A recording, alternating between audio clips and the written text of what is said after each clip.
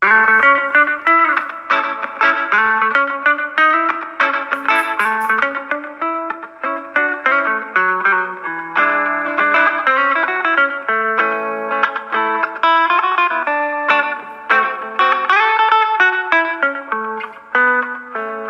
everyone and welcome back to another episode of Beneath the Lift Tower. My name is Charles McGilvray and as always I'm joined by Jess Kevill and Simon Stacey.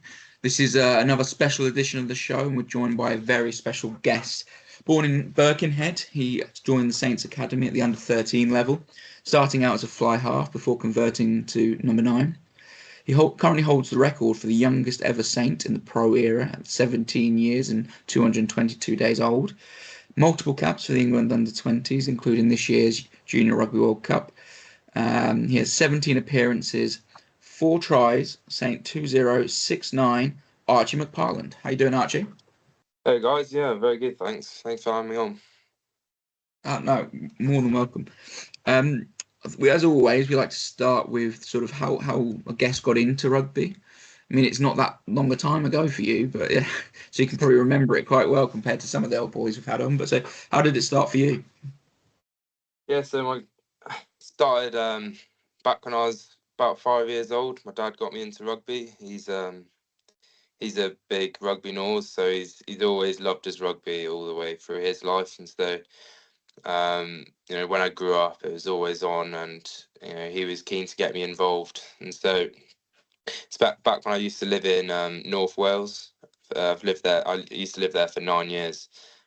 So I just joined the local rugby team there. My dad got me into it at about under 5s. And yeah, no, loving it since I started playing. So growing up in North Wales, then who were the teams? Who do you support? I assume you weren't a Saints fan at 9 then. I wasn't. No, I wasn't.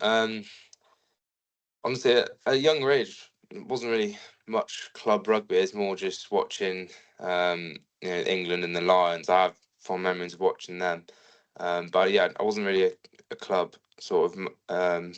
Didn't watch much of it at a young age. Until I got to about 10 years old. I always used to go to Sale Sharks. I used to go there for quite a few games.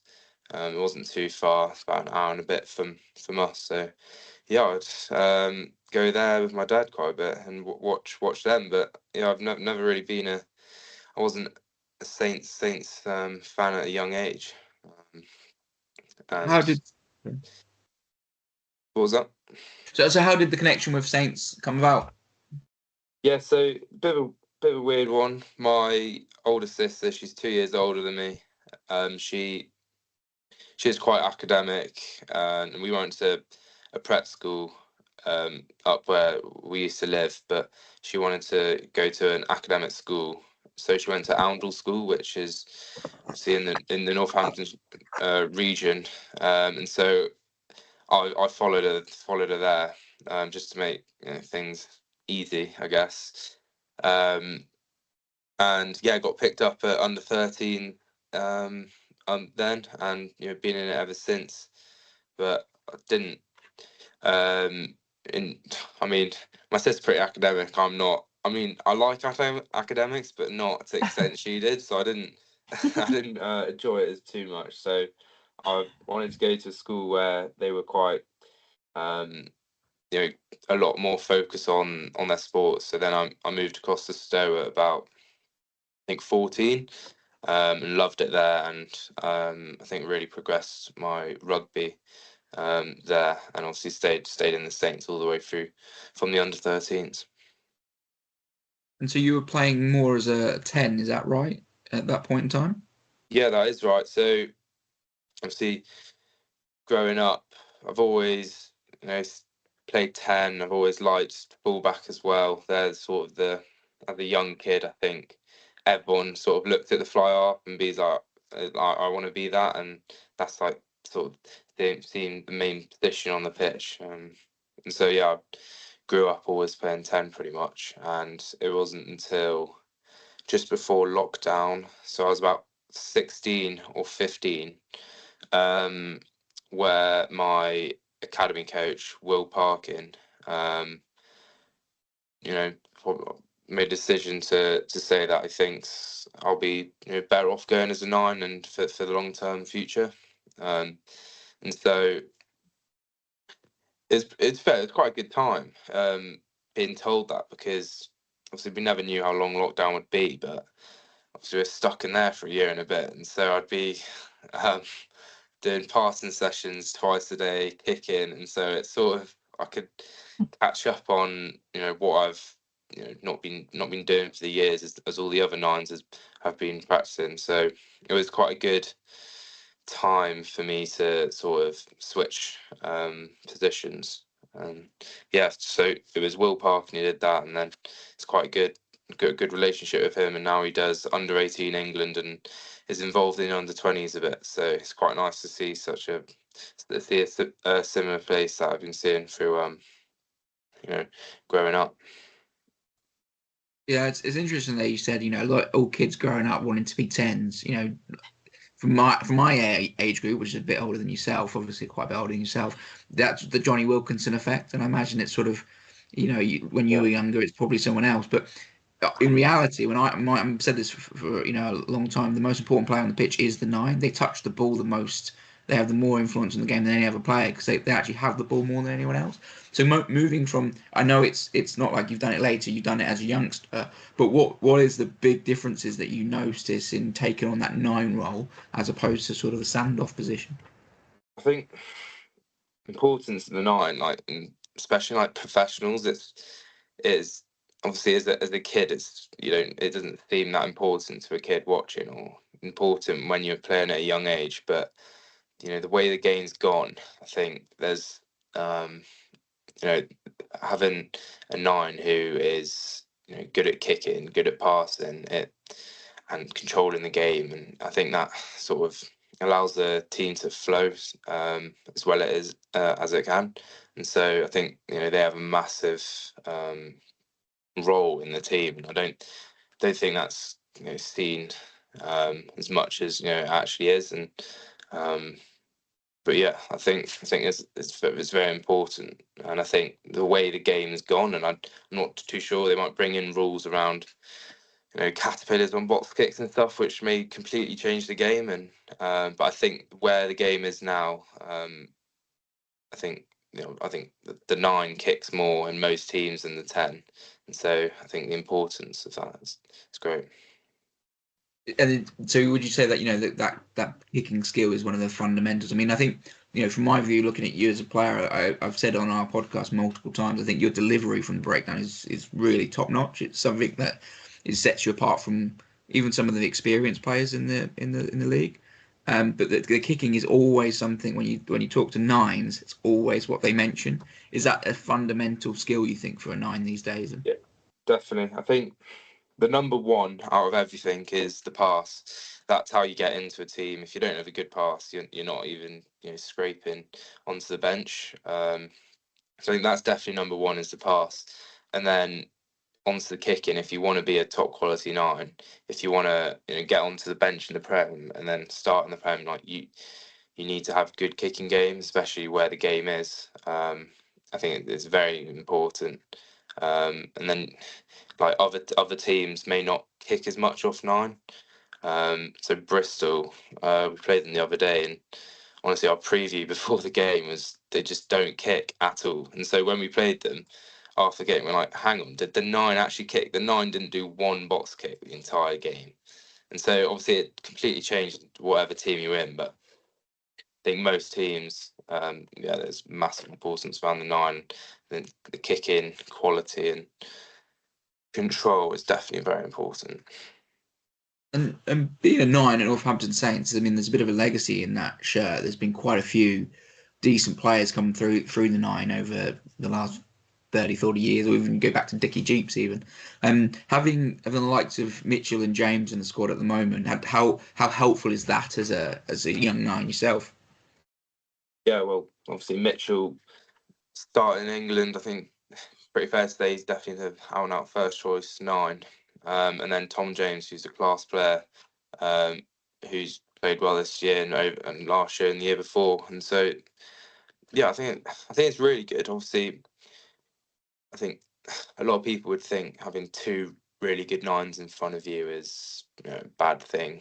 But I think, you know, watching, because I'd say they've got very different games. They've, like, Tom James has got probably the second best after Ben Spencer kick I've actually like seen. His kicking game um is pretty ridiculous, and so I sort of want to bring that into my game and watch what he does, how he thinks around that, and his technique wise, and then watching Mitchell and how he, you know, as you said, was saying before, like speed of breakdown, how he passed it from breakdown, how he sort of manipulates defenders and stuff is just, I don't think anyone's better than him in the world. And so, you know, being there every day, watching them train, competing with them, playing against them, playing with them, I think obviously it's really important for my development. I think it's been really good for me. But yeah. And how much being in the jersey a bit more this year is helping those skills, because obviously throughout your short career so far, you've gone from one stage to really develop and really come on, and this year you're chalk and cheese almost from where you were maybe last year in terms of development. Is that time in the jersey that's helping you do that, do you think? So one of the questions, sorry, is as a nine, do you think being in the shirt is really important? It's so much you can do on the training field, but actually wearing that jersey on match day is a big factor, do you think? 100%, 100%. I think obviously last year coming out of schoolboy rugby and under-18 rugby, I mean, it's like a completely different game. There's no real point. You often hear like people who are, you know, the best in under-18, and then they come into men's rugby and they just sort of just don't really show what they'd be doing.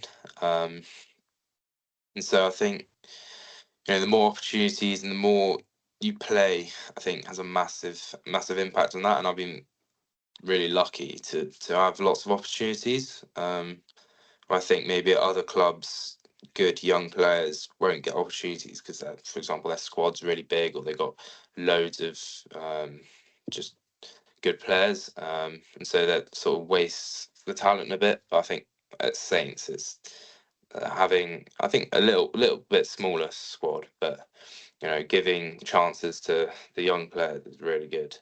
But yeah, I think it's been really good. In your time with the under-20s, is that the same? Helps you out? Yeah, I think differently though, because again, under 20s is a lot different. It's still fast, but it's a lot less physical, and you know, just you know, experienced players often have this way of thinking and playing and stuff. And obviously, in under 20s, no one's experienced, and it is a different game. But I think in under 20s, there's chances to, you know, improve like leadership roles and things like that, and little skills where I might not be able to, you know, improve them in men's rugby.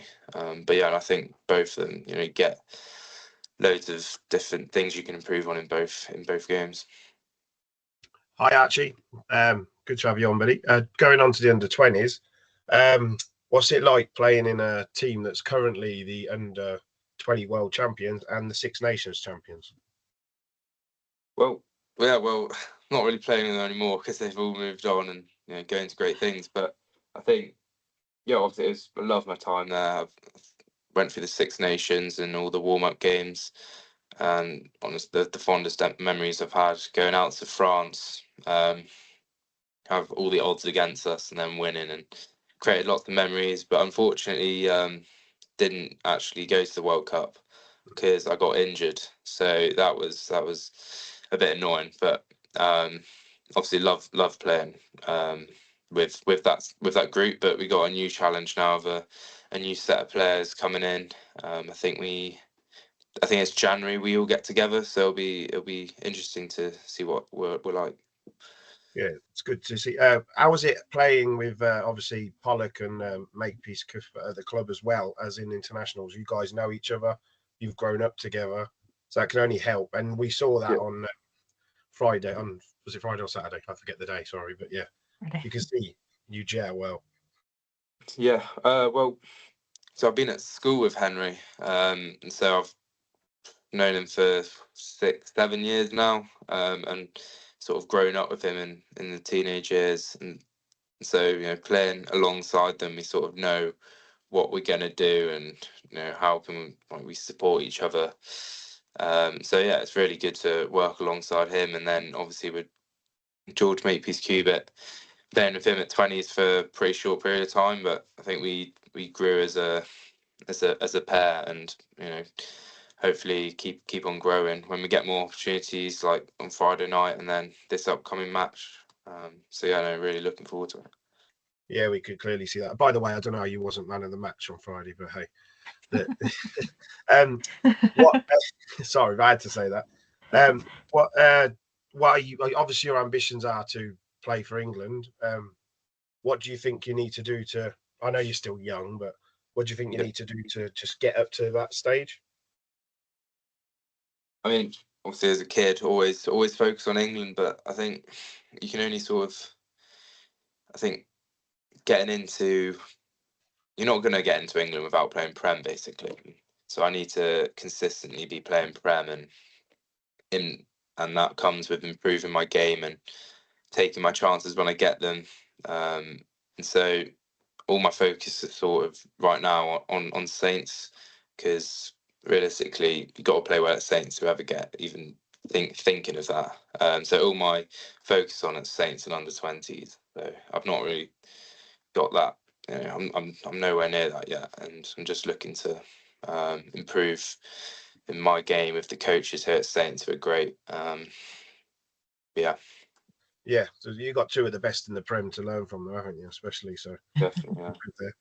I'll just ask you one question. What did you do with your medal from the Six Nations? Medal. It is. I think it's framed with one of my shirts. It's framed with one of my shirts, but it's at home, so I don't get to look at it much. It's at home up north, so I don't really get to look at it much. But yeah, it's safe and sound. Yeah, that's all good. So I just want to go back before we move forward about this season. Just want to have a chat about last season. I just kind of get your thoughts and reflections on what that year was like for you on a personal level as an individual player, but also as a team, because obviously you made some your senior premiership debut, and you kind of got some experience there. But obviously the team themselves went on to win the title. So what was that kind of like on a personal versus sort of team level? Well, yeah, I was really grateful for the opportunities I got. I think I got 5 Prem games last year, I think. So obviously, really good exposure of just coming out of school. Yeah, being at a club which is winning. We went through a period where we're just pretty much winning every game, and obviously the vibes at the club and was just it was always positive. But yeah, obviously being on the team. So in training we have obviously the team are playing, and then we have a Wandies team. And so I was on the Wandies team a lot, and being on that, and always playing against the best team in the Prem. Pretty much, we're just. It is improves you a lot as a player, and it's. I think being on that team, you improve a lot. Yeah. And is that, if we think like for this season, is that really, you've already mentioned it a bit about your focus being on Saints in particular. So do you have any particular ambitions, or is it really just taking the opportunities as they come? Because I know we've already mentioned that, you're quite young. So, is the emphasis more on just it's really good extra experience, or are you trying to really push into that team on a regular basis? Yeah, I'm definitely got ambitions to try push into the team on a regular basis, but I've got to understand, I've got to be patient, and I get told that quite a lot. But with 2 really good 9s ahead of me, it's not going to be easy, and I've got to earn my spot. But I've definitely got ambitions to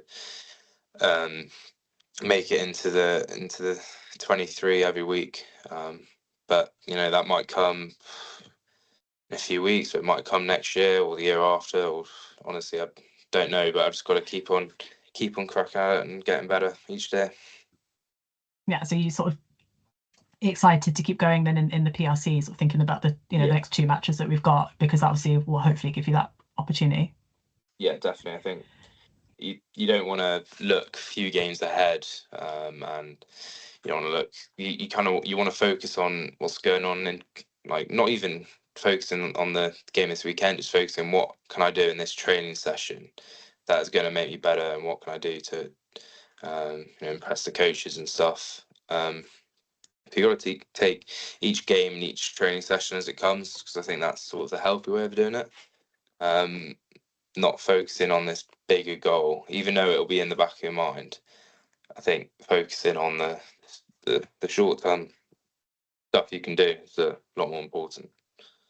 Yeah.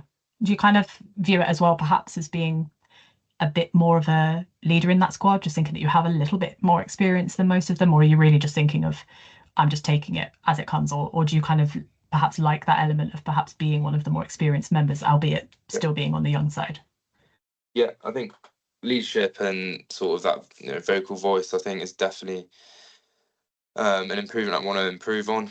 I'm really growing to my game, especially as a 9. I think it's very important to be really vocal on the pitch, but also giving clear comms in meetings and stuff. The great opportunity now with internationals away and a few people being rested and stuff, and so yeah, I think it's a good opportunity to improve my leadership. Yeah, I know, Simon. So tee you back up again, Simon, for the question that you ask every guest. Same one I ask every question. Right, it's going up to players. What player did you? I know you're still young, but what player did you look up to that got you into the game? What is the best player you've played with, and who would you like to play with in the future? Oof. Growing up, a bit of a weird one. It's not weird because he's a very good player, but Mike Brown. I don't know why. I had this. I just love watching him play. He's really like slippery and like really agile and stuff. And when I was younger, pretty much all I could do was just try to step people the whole time. And so I used to watch a lot of him. And I was obviously I was a 10 then, but I like watching. I like to be a fullback as well back then. So yeah, Mike Brown. But what was the other one? The Best player you've played with and would like to play with in the future. best player I've played with. I'd say Finn Smith probably. Yeah, no, definitely. I think as a young player coming in, and having him as the 10, there's a lot of comfort with that. And I think he's been great with getting me into the squad and feeling comfortable on big occasions. And so yeah, and he's honestly the stuff he does. He won't do necessarily the flashy stuff Marcus Smith will do, but the way he controls the game and the way he sort of does those passes, does those short kicks. I don't think anyone else can do them. They're just I don't know how he does them, to be honest. Yeah. But yeah, no, I'd say him. Sure. And is there anybody you would love to play with? It doesn't matter at what age, any level. I mean, he is a 9, but he's played 10 before, and I think he said I think he wants to move to outside centre. But Dupont, honestly, he's my in the past few years, I've just been admiring what he does, and I mean, like, I'd say I like to try to take things and implement them into my game, but the stuff he does is pretty hard to implement into my game. It's ridiculous. Yeah, I'd love to just watch him at training and be a part of the same and play with him, be a part of the same team. But yeah, because he can play pretty much every position. It's pretty cool. It's a very good choice because he's absolutely insane, isn't he? Wherever he plays. Yeah. I mean, we finally I do have someone that hasn't said Courtney Laws for the best Courtney player, Laws, because that's been the only answer we've had Yeah. so far. So Try to make it a bit different. But yeah, so it's interesting you say Dupont, right? So obviously we'll have views as to why we think Dupont is one of the the best in the world, etc. But it'd be really interesting to hear your view as a current Premiership standard 9 as to what makes Dupont special. What is it about him that stands out for you from your perspective? think what stands out for me is that his decision making. Obviously, there's this physical aspect of him, how he's just like ridiculously strong and quick and all that. But I think what amazes me is his decision making, and pretty much every decision he makes is like the right decision. You often see a few people who, I don't know, doing a missed pass when it's not on and getting intercept or something like that. Like he won't make mistakes like them, and I don't know how he does it, to be honest. I don't know if he's just a superhuman, but I think it's crazy the amount of decisions he's made, because he does so much, but then the amount he gets right, which is pretty much everything. But I think that comes with just obviously just playing more rugby. But I don't know how he's got so good at it. Yeah. What areas of your game would you look to take to add to get to that level? Get to Dupont's level. Yeah. A hell of a lot. I mean, I don't even know what his weaknesses are, so I'd obviously a hell of a lot. I can't list them. Okay, let me rephrase that then. What areas of the game are you looking? I know you're going to say every element of your game, but what areas of your game are you looking to really focus on and become better at? I think probably it's quite a sort of niche one, but unstructured kicking. I think there's an element of, being on the run and kicking it to find space in the backfield for 50-22, or being on the run and putting a grubber through so it stops just before the line and someone goes over to score. And I think those sort of stuff, which is like quite, you often find people who are good at, football at a young age, being like Danny Kerr, like being really good at those sort of skills. Like he's ridiculous at putting a grubber through and stuff like that. So I think I want to get a lot better at that, because I'd say that's definitely a weakness. Being able to just put the ball on my foot and apply and pressure to the other team. But yeah, no, just practice most days and hopefully get better. Yeah, no, like I said, I think we're all, the three of us, we think back to that Bristol game last year where you had a bit of a rough game behind that forward pack, didn't really give you the best platform, and then you think of the performances you put in, like Leicester away this year and then Leicester at home last week. They're just leaps above. So I'm sure if you keep improving at that rate, I'm sure you'll get there with that for sure. Yeah, well, I did sort of get thrown in the deep end a bit last year, but obviously really grateful for the opportunity, because starting at 18 is you don't really hear of it much, and so I was really grateful for the opportunity. But obviously coming straight off the back of winning the Six Nations, pretty heavy night out the weekend before. It's coming out now. Coming in on Monday and having to not learn, but have like switch my mindset to Saints, which is a different style of rugby, play at 20s, and obviously different moves and stuff. And obviously it was quite hard, obviously playing on the weekend in such a short period of time. But I think even though it didn't go to plan and we got absolutely pumped, I think there's a lot of learnings from it, and it is another 80 minutes that I've played of men's rugby, and it did make me improve as a player, and more opportunities like that will. Yeah, exactly. Yeah, Dowson says it. I think we had Tom Lockett on a couple of weeks ago, and he said the one thing Dow says: you get good at playing rugby by playing rugby. So I'm sure that's the same view you've got as well. Yeah, definitely. So away from rugby, then, what's Archie McParland into? Well, I've started to been a bit of stop-start, but a bit of golf. I was getting into it, and then I bust my elbow, so that's why I didn't go to the World Cup. But so I couldn't do much golf then through the summer, which was annoying. And then I started playing again, but found that when I played golf, my elbow like swells up pretty bad, so I can't actually do that anymore, which is a bit annoying. But I like playing COD with Call of Duty with a few of the lads, so George Handy and Jake Garside. But yeah, I just like chilling out. We go to, not most days, but a few times a week, we'd go to Costa Coffee, a few of the lads, and we'd play card games there and stuff. And the loser has to buy everyone like £3 worth, I think. So it's pretty low-key gambling, but it's pretty fun. Right, so a few questions to follow up on that one then. Who's got the best KD ratio in COD? Probably Handy. Probably Handy, yeah. Man of many good. talents then. Yeah. Yeah. And who wins the most then at cards? Probably Handy again. He's actually pretty good at most things, to be honest. He's a bit of a nose at everything. So yeah, he's pretty good at cards and COD. Brilliant. Yeah.